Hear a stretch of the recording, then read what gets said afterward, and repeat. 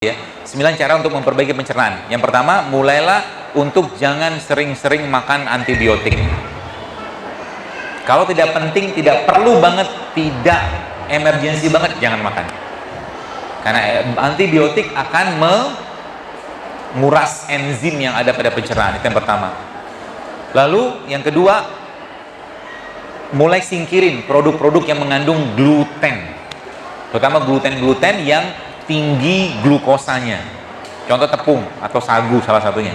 Berarti kita nggak boleh makan gluten? Boleh. Salah satu jenis gluten yang sehat adalah albinah tadi. Boleh dimakan.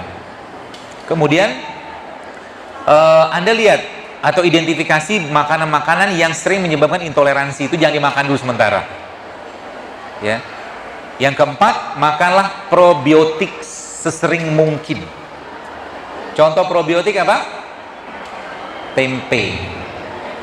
Tapi tempe yang sehat jangan karena probiotik, biotiknya sehat. Maksudnya biotik itu kuman baik lah bahasa kita gitu kan. Ketika kuman dipanaskan, mati dia, rusak. Ya. Jadi tempenya dicelupin madu, kasih kurma, cukup. Cemplungin ke madu.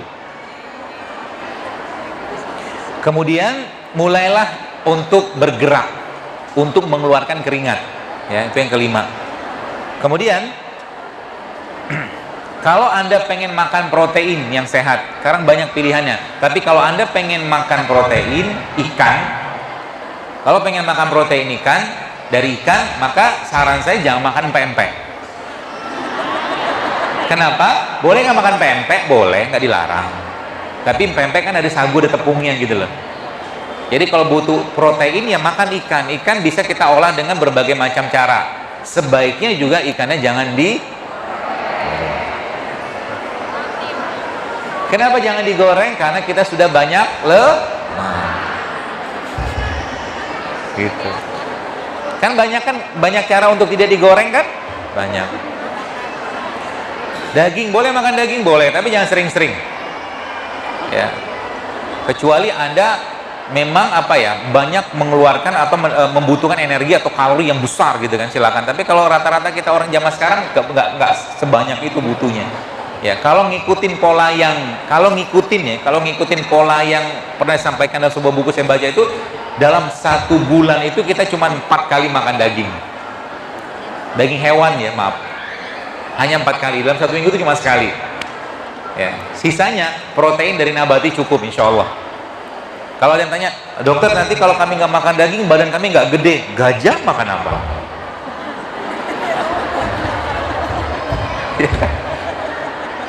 Dinosaurus makan apa?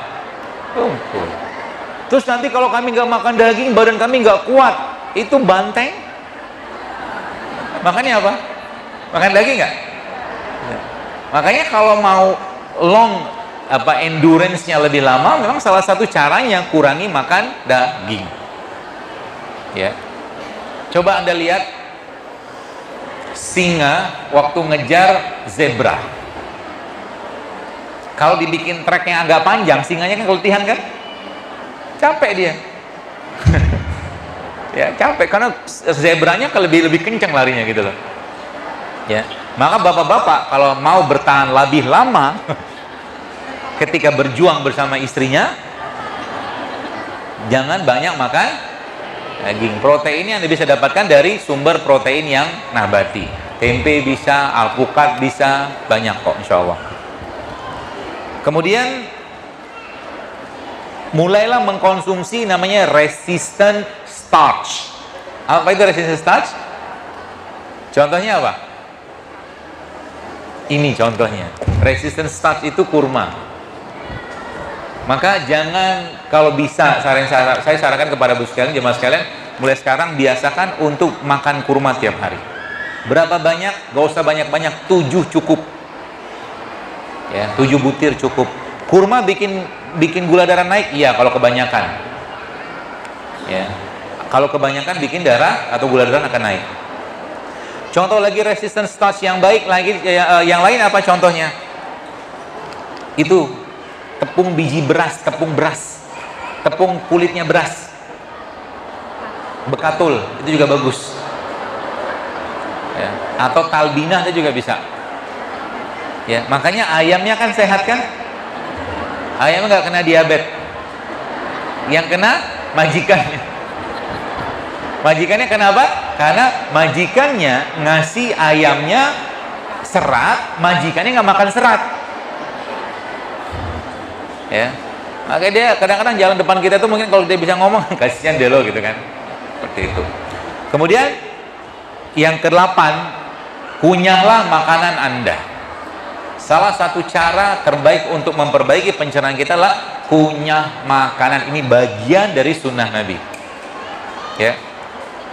Dan makanlah atau konsumsilah enzim-enzim pencernaan yang kita bisa buat sendiri di rumah. Contohnya apa? Pisang. Pisang di blender sama bawang putih dikit. Pisang di blender sama bawang putih sedikit, kasih sedikit madu sedikit aja. Bawang putih jangan banyak-banyak, nggak akan kerasa bawang putihnya. Itu akan jadi enzim yang sangat baik untuk pencernaan kita. Pisang apa aja? Kalau pisang kampung lah ya, pisang yang nggak terlalu kinclong. Kalau pisang kinclong tuh mungkin datang ke klinik kecantikan mungkin. Pisang kok kinclong. Ya, seperti itu. Yang ke-9, tidurlah seperti tidurnya Rasul. Yaitu apa? Ba'da Isya tidur. Kalau orang-orang yang biasa latihan di gym biasanya udah paham tuh. Ya, kita butuh satu hari itu 6-8 jam tidur. Banyak penyakit muncul gara-gara apa? Gara-gara kurang tidur atau tidurnya tidak berkualitas. Dan salah satu cara untuk tidur yang berkualitas adalah matikan lampu. Mulai sekarang kalau mau tidur matikan lampunya. Supaya bisa bangun malam apa? Berdoa, minta sama Allah, ya Allah bangunkan aku nanti malam buat sholat. Ya. Jadi mulai sekarang jadikan sehatnya kita sebagai modal kita untuk lebih taat. Itu pesannya. Jadikan sehatnya kita menjadi modal untuk lebih taat. Ya. Jangan sampai sudah minum beginian gitu kan. Apa nih kunyit apa segala macam kayak begini tapi baca Qurannya masih males. Nggak boleh. Ya, harus lebih sehat. Sehingga nanti apa? Allah lebih sayang, lebih cinta sama kita. Sehingga nanti apa? Tinggal angkat tangan sedikit, doa gampang dikabulin.